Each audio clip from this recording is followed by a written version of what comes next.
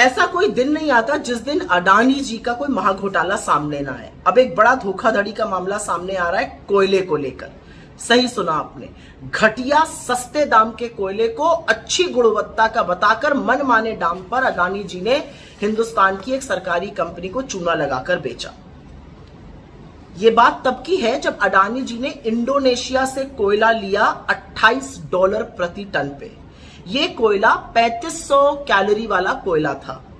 हिंदुस्तान आते आते लेकिन जादू हो गया।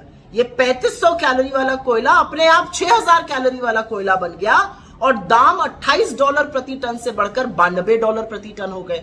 28 से बढ़ के 92, 3500 कैलोरी अपने आप बढ़कर 6000 कैलोरी हो गई। यह कोयला अडानी ने इंडोनेशिया की एक कंपनी पीटी जोलिन से लिया था और यह Tamil Nadu generation and distribution company TANGEDCO को बेचा गया था।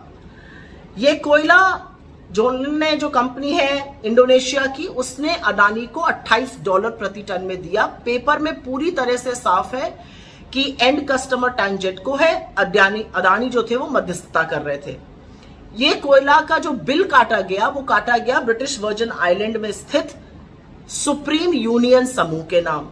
उसने सिंगापुर में बिल काटा अडानी के नाम और उस कोयले को 3500 कैलोरी का तो रहने दिया, लेकिन $34 प्रति टन दाम लगा दिया। अब यही कोयला जब तमिलनाडु पहुंचता है, भारत के छोर में आता है, तो अडानी जी इसको $92 प्रति टन और जादू से 6000 कैलोरी का बनाकर बेच देते हैं।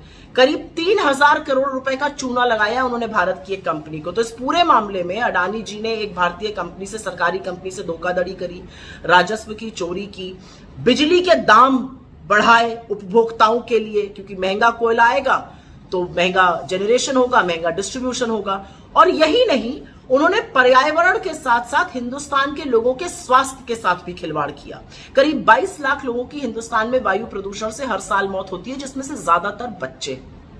तो दिक्कत की बात यह है कि अडानी जी ये सब तब कर रहे हैं जो आपको रिन्यूएबल एनर्जी में एक बड़ा प्लेयर बनाने जा रहे हैं। यह अलग बात है कि कोयले की आयात करने वाली भारतीय समूह में से वो शायद एक या दूसरे नंबर पर होंगे।